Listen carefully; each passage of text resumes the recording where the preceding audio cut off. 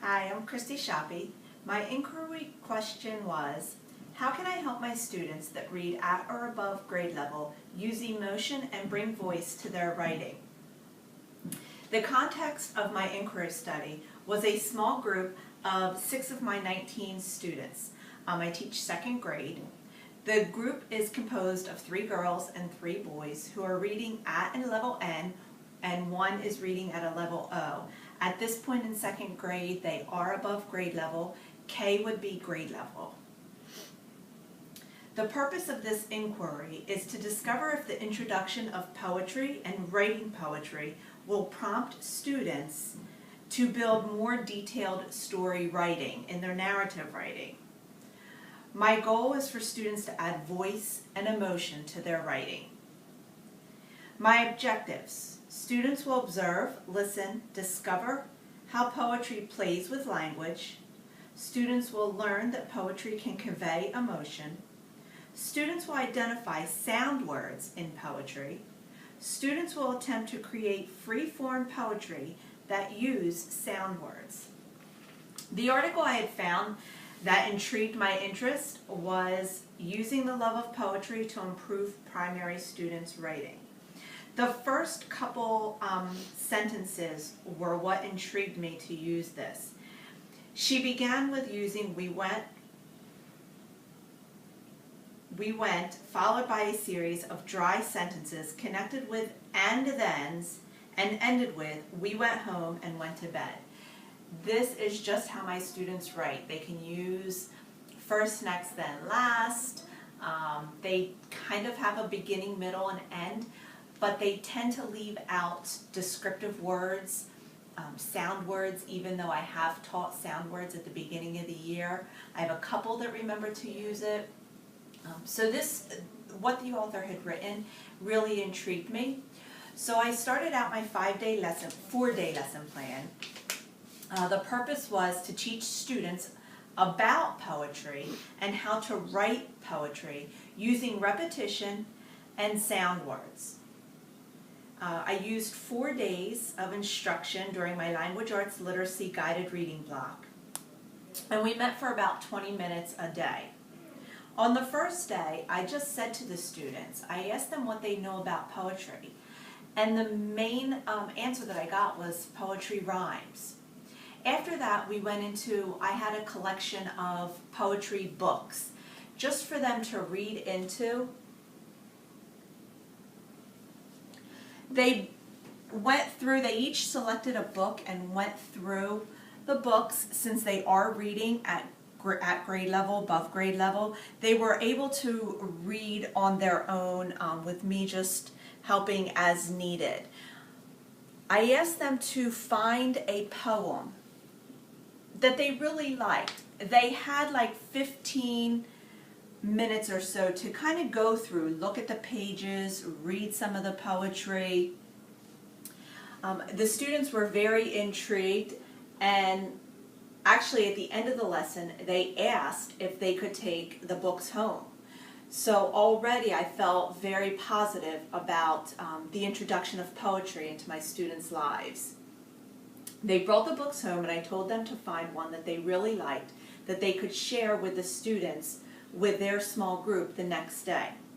So on day 2, I called them back to my table again, and I asked them, did you find a poem that you really liked? And we charted their responses. Okay, and then they read it. They read the poem that they liked. We had a truck, a poem about June, flowers, gotta go, goldfish, a messy room. The students laughed through the poetry. Some was serious, some was funny, but they all made a connection. And then we identified, this is what I started with, what we know about poetry, and they said rhyming. What we discovered that they were short, they have sound words, and then we discovered that poetry can be just about anything. The daisy, the trucks, the bathroom, messy room, goldfish, wind. So that's where we left off from day 2, at the end of day 2. So starting with day 3, we were going to write a poem together. And I had picked the topic of talkies. But we also discussed about sensory words, seeing, hearing, touching, tasting, and smelling. So I told them that they were all going to be responsible for providing one line of the free-form poem. And I had discussed what a free-form poem is, not rhyming, just using phrases. So we went with that, and they actually did very well. This is what the students came up with. I like them so much.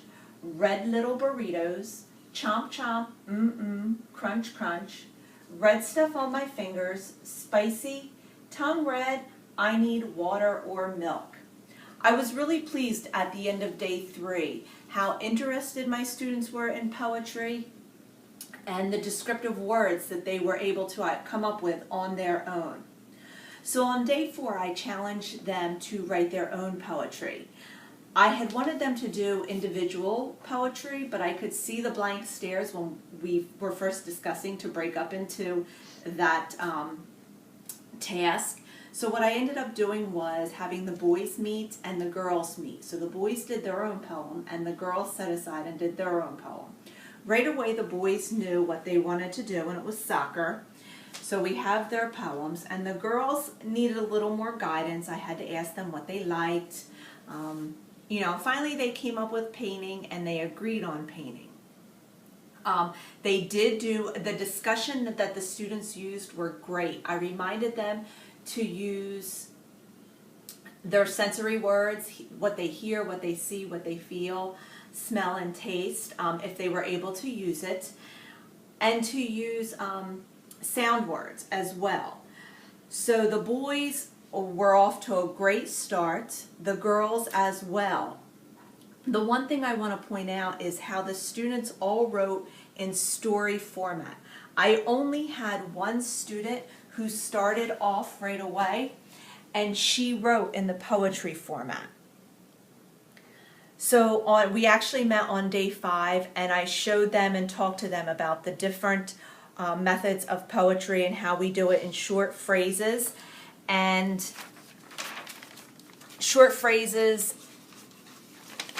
instead of a story format. So I had them redo it, and actually on that day I had a student who had already written a poem, then took it and wrote a poem about football. So as the results of my inquiry question, I have to say I'm super excited to continue with poetry. Other students started asking what this group of students were doing. They wanted to borrow the books. I think that just in a short time of 4 days, my group was so successful in understanding what I expected from them, and they met the expectations. This was the first time that I ever brought poetry into my classroom, and I can't wait to continue using it.